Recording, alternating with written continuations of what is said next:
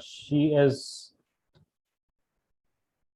none other than Suraya. She's a life coach. She's a leadership facilitator. She's health advocate. She's conversion lead Malaysia's top 100 inspirational icons. So let me give a little bit more detail about her.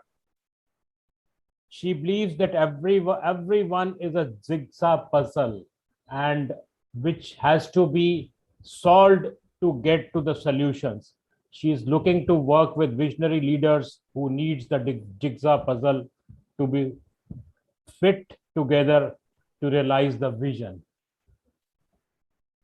Her ability to see the big picture was the reason why Suraya was chosen to head the logistics of APEC 2020, which was to be a national event that could place Malaysia onto the world map. Wow.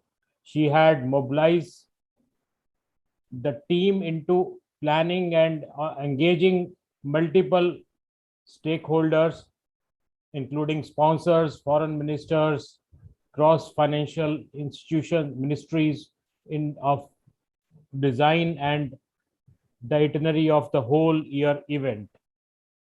Her foundation from accounting has been crucial in developing who she is today.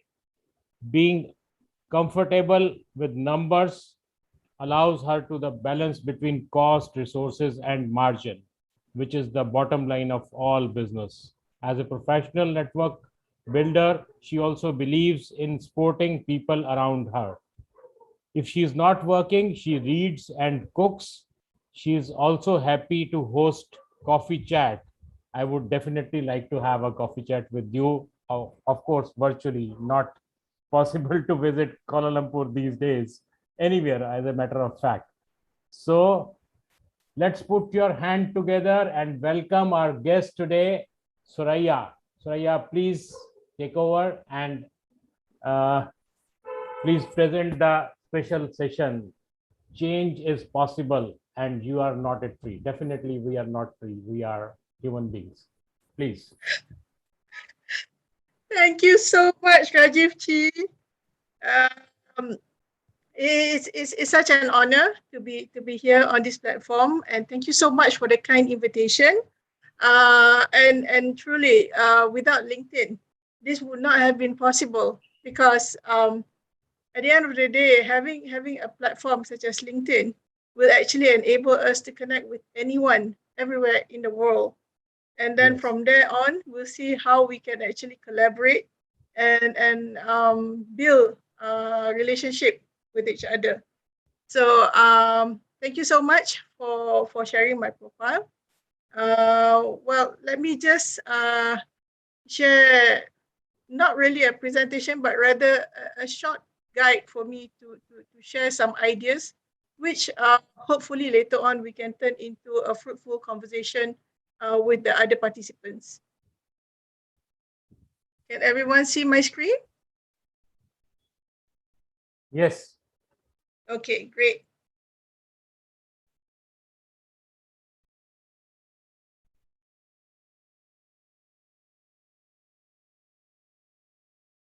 Okay, change is possible. You are not a tree.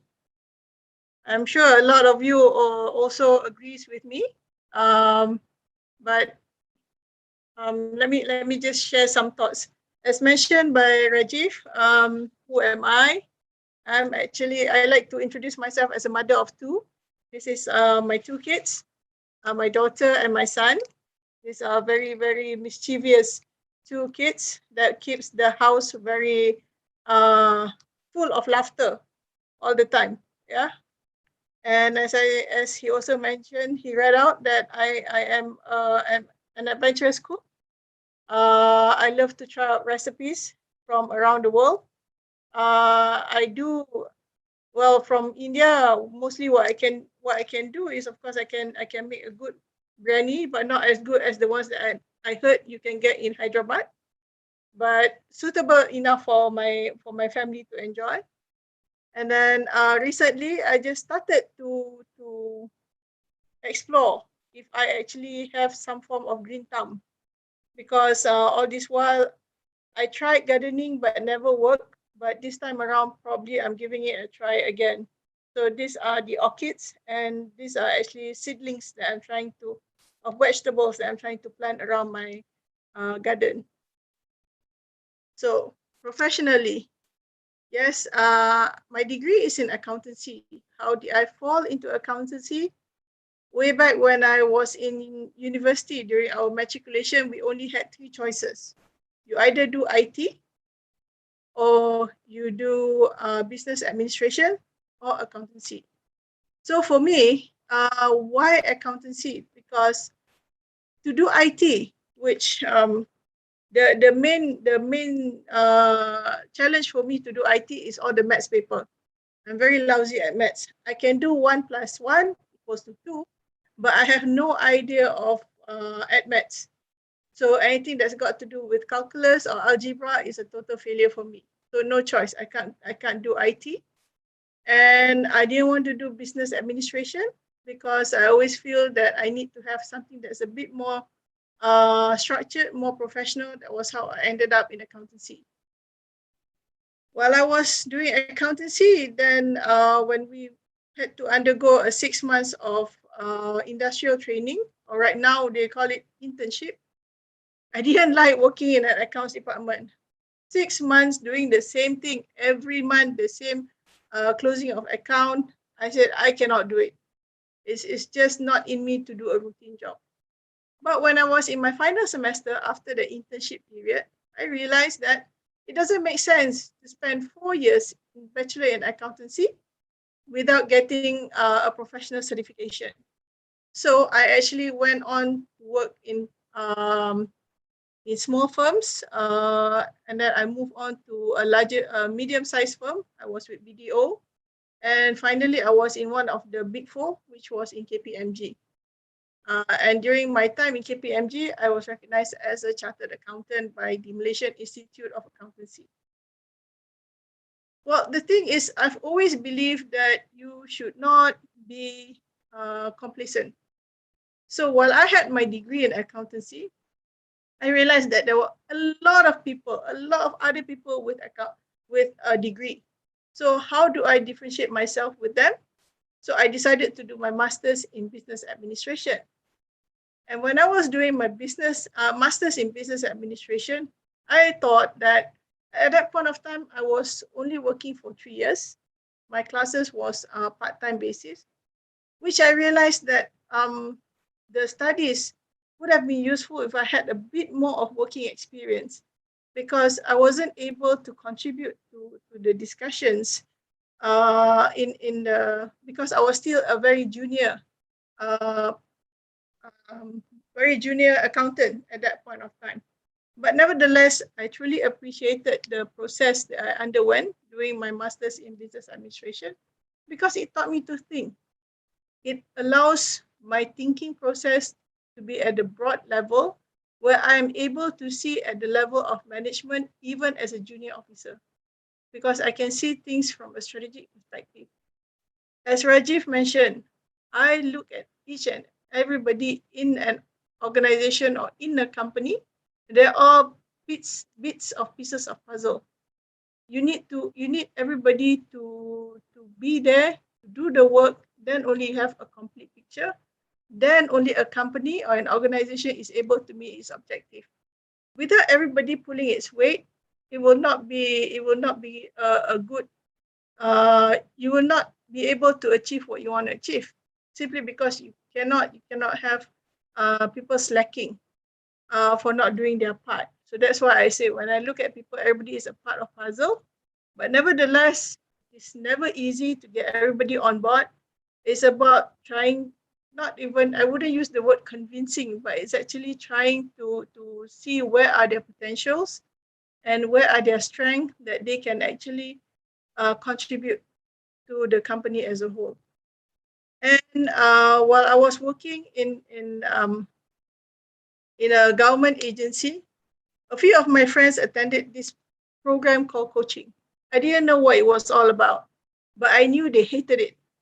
Why they hated it? They hated it because The classes were on Saturday.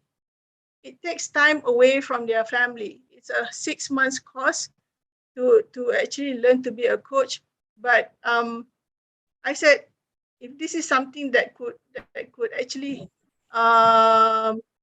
be paid for by the organization, I want to go for it. I didn't know what it was all about.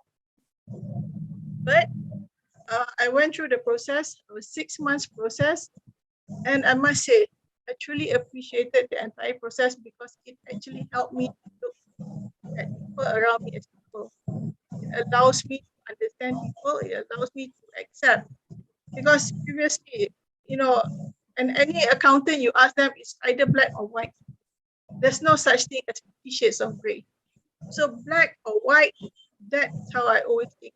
Yes or no, right or wrong. There's no way, there's no such thing as a leeway. But interestingly, while I was getting my certification as a business coach, my job function at that point of time was really to give advisory to small and medium enterprises. So it certainly fit the work and the studies, allows me to actually practice what I was learning at that time. Until today, I would say that the coaching technique that I learned from the business coach program is something that I use with my kids. I use a lot of coaching method with them because I find that if I were to be just the authority, they will not listen to me. Neither will I be their friend. So I use a lot of coaching methods. Okay. Now this is just this is my personal evaluation of a development track for anybody. Yeah, from 0 to 4 years old, we learn through simulation-based learning. So it's about what's around us, how our parents treat us, or how people around us, because we don't know anything. We only know the simulation and the stimulation, and we actually respond to it. So between the age of 5 to 18 years old, we're looking more at structured foundation in school to actually develop the thinking process, or even to give us some form of understanding of knowledge or information. But it's still, even at school, it's just basic foundation. And then during our age 19 to 23, when we are in the tertiary education, this is where we are setting our foundation for a career. Like myself, it was actually to be an accountant. But for other people, it can be anything. It can be engineering, law, it can be medical. So it's a foundation for career. I always tell people who are looking for a job, if you your degree just gets you to the interview, because the job requirements is a certain type of degree, a certain type of qualification. But at the end of the day, it depends on your attitude and also how you actually respond to people during the interview. That is how you actually get a job. It's not so much your degree, a first class degree. Yes, a first class degree, but you cannot answer, cannot speak. Then you can't even get an interview. It's a wasted opportunity because you are not able to click or to get connected with your interviewer. Then at the age of 24 to 55 years old, that is where you constantly be trained in terms of technical skills, because these trainings are largely for the job that you are doing. Just to share, I recently left a job as the head of people management in an aviation company. So in an aviation company, they always say that it is safer for you to fly than for you to drive. Why is it safer for you to fly than for you to drive? Because of the nature of the training that is being given to the pilots. To the pilots, to the engineer, is safety first. Anything and everything that they do is safety first. So when it's safety first, can you imagine almost 30 days in a year, a pilot goes for training. The training is in class training or in a simulator training. So they are constantly being reminded of how to do their work. So by being constantly reminded, then their skills are really on par. Their skills are really meant to the job. But seriously, during the pandemic, when the skies, when the airplanes are not flying, when they come, because in the period of 6 months, I interviewed no less than 90 pilots, because at that point of time, our company was expanding. Since we were in the cargo business, we were still flying. So while I was interviewing about 90 pilots, it's very sad to know that, they have been flying 10 years, 15 years, even some of them 30 years, but they do not have any other skills. They can't. And whenever I ask them, what is it about flying that you like? They say, I feel peace in the sky. But it's not our job to give peace for you to be in the sky.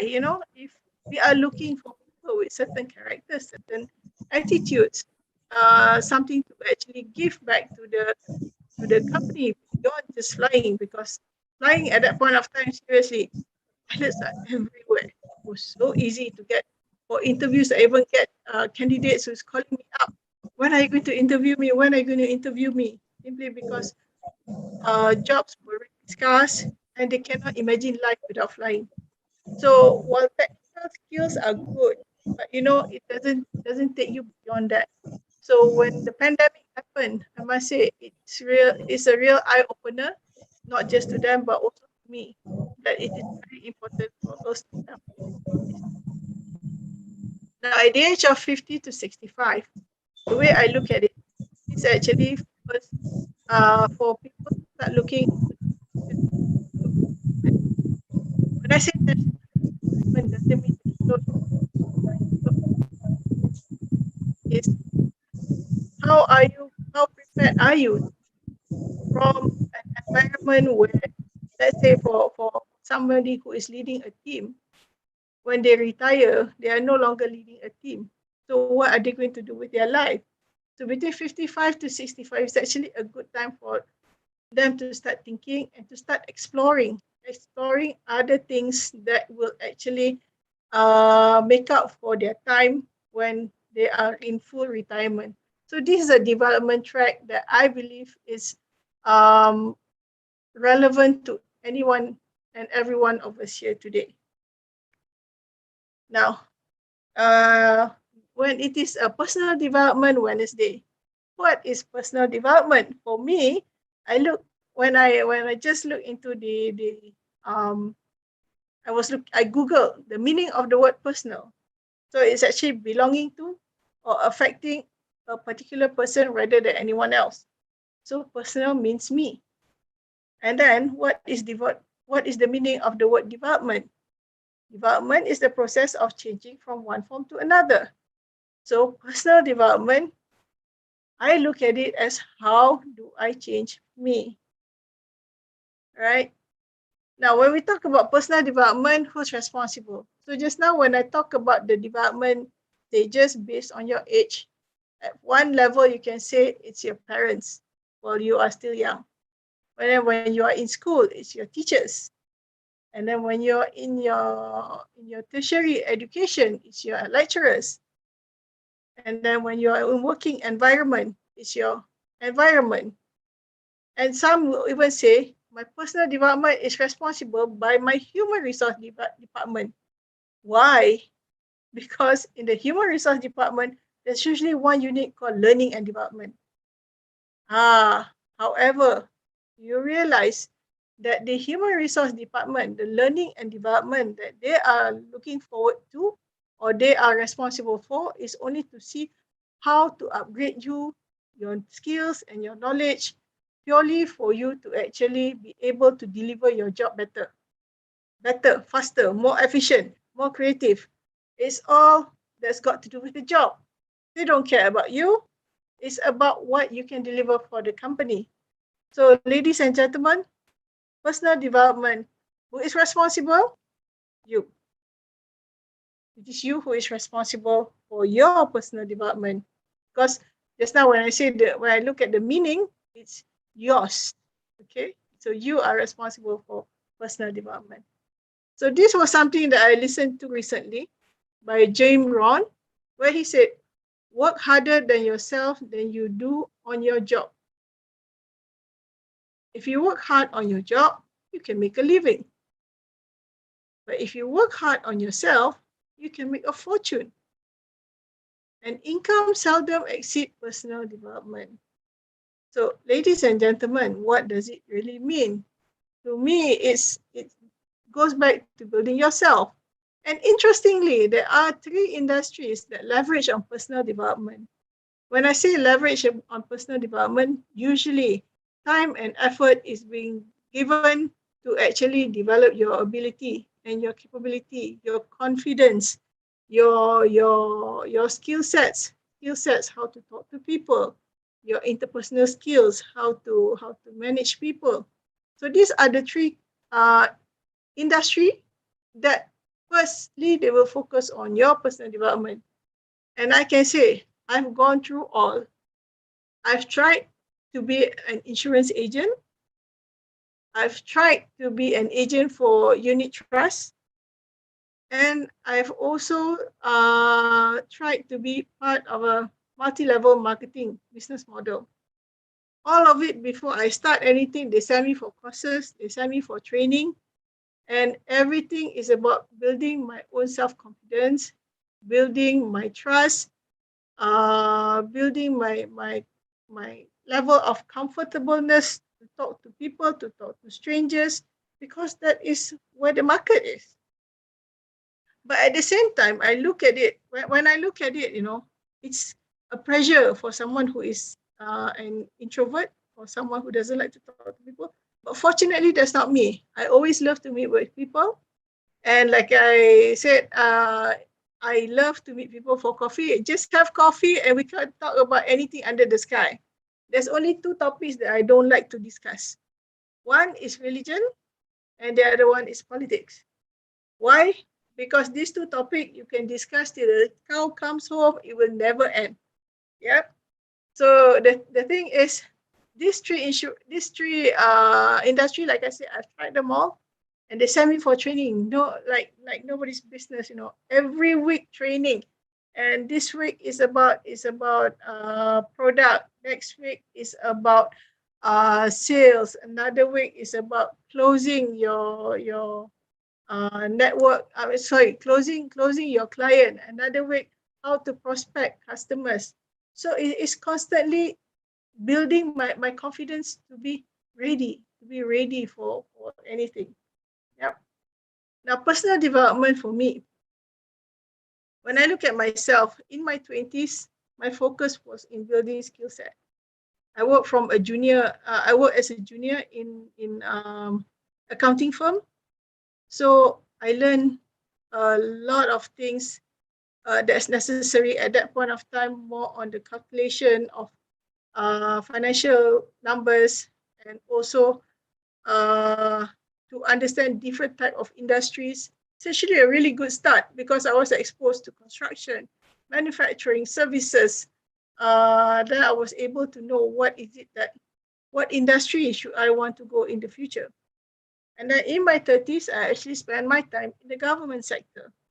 While I was in the government sector, I was actually doing a lot of work that's related to policy development, programs implementation for small and medium enterprises. So I was able to use the skill set that I understand, because during my time in the accounting firm, I was doing taxation. So Malaysia is actually one country that has a lot of tax incentives for investors, and also for any companies that operates in Malaysia. There's a lot of tax incentive. So in my 20s, during my building skill set, I was actually helping my client to apply for the tax incentive. But in my 30s, I used the knowledge of how business operations how business operate, and I come up with new tax incentives for small and medium enterprises. Hey, not too bad. In the years that I was in the government sector, I got at least 5 of my proposals for tax incentives was actually accepted by the government to be implemented for the SMEs. So that's what personal development was for me. I developed the knowledge from having the skills, the right skill set, and then using the knowledge and expertise. And then in my 40s, I built network. And when I say I build network, actually in the past 4 years, I've worked with 3 different organizations. I worked with the Ministry of International Trade, and then I had a short stint with the Civil Aviation Authority of Malaysia. And recently, like I mentioned, I was with the aviation industry. And all of these jobs I didn't apply. It was actually through my network who felt that I had something that I could contribute, that I could actually help these organizations. So as Rajiv mentioned, the organizing of APEC 2020. Well, APEC is the Asia Pacific Economic Cooperation. It is actually an international organization that collaborates, and every member economy will actually host the meeting every year. So the last round that Malaysia was the host of APEC was way back in 1998. So the year 2000 was very significant for us. It was so much so that the selling proposition to make it into something that is going to be big was there. There was the expectation of the APEC 2020 was easily 15,000 foreign delegates throughout the year, hosting of more than 200 meetings, and we were holding it in 5 different cities. Unfortunately, COVID came. So all the plan, the plan was there. It was at the verge of being initiated.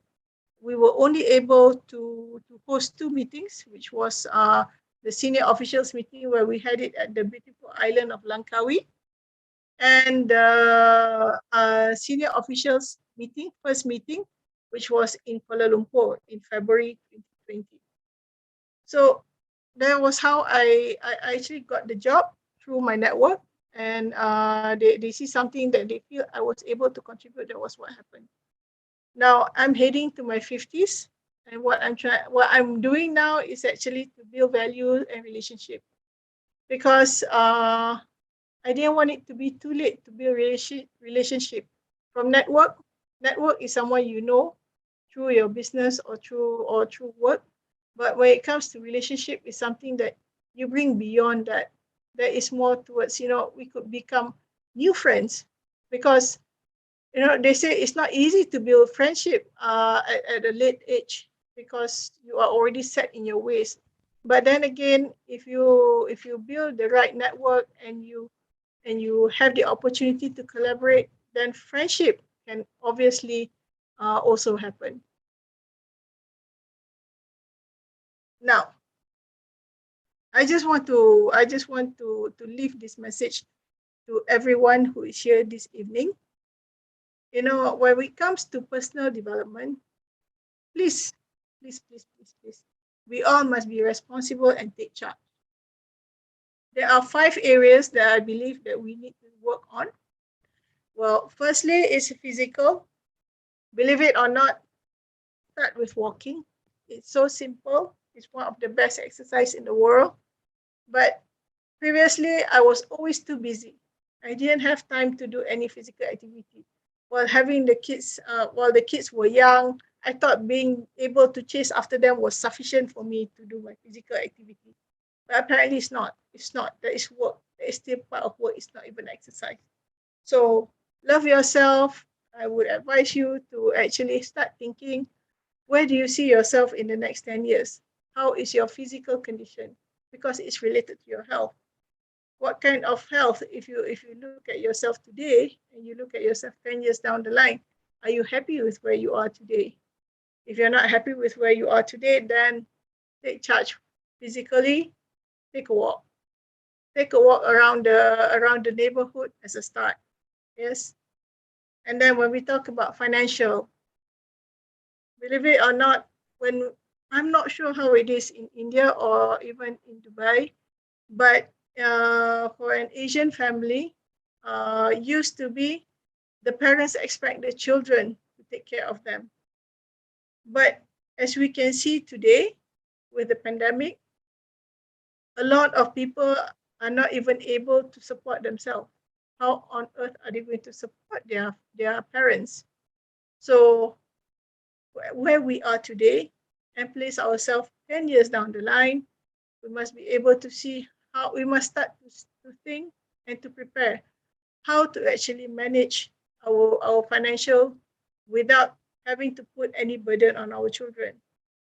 Hey, they're just starting their life then, and they need every help for themselves rather than for us to put the burden on them.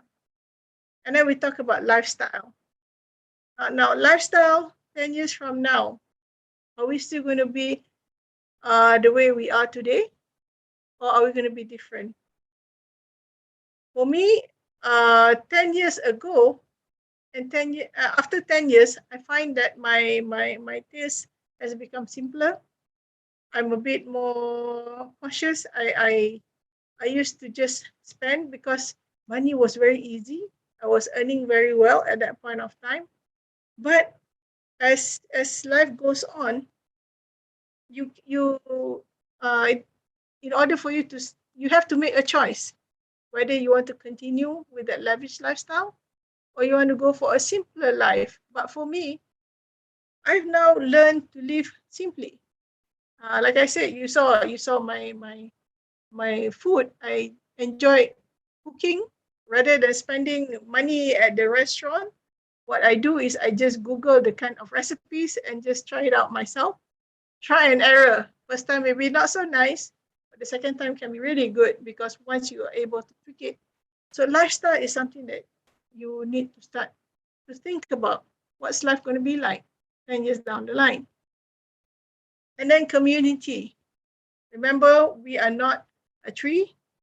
We can move, but at the same time also, we are not an island. You can't live on your own. There's no way that you are don't have to worry about the person next to you or your neighbors. You know, you're just happy with your own life, but at the end of the day, believe it or not, there is something that we need to do for our community. Why? Because we are placed here on this earth to actually do something, not just for ourselves, but also for people around us. So start thinking, what can you contribute to the community? And I feel that a platform like Brainciti is actually an excellent way for people to give back. Like the example that Sudip had actually shared for the programs for the young mastermind. I think it's very important for people who have experience to contribute to help this our youngsters to improve or to actually, in a way, shortcut their learning process. I myself am a mentor of a program called Prime for Success, where we actually spend our time to talk to young professionals or undergraduates to prepare them into the working life.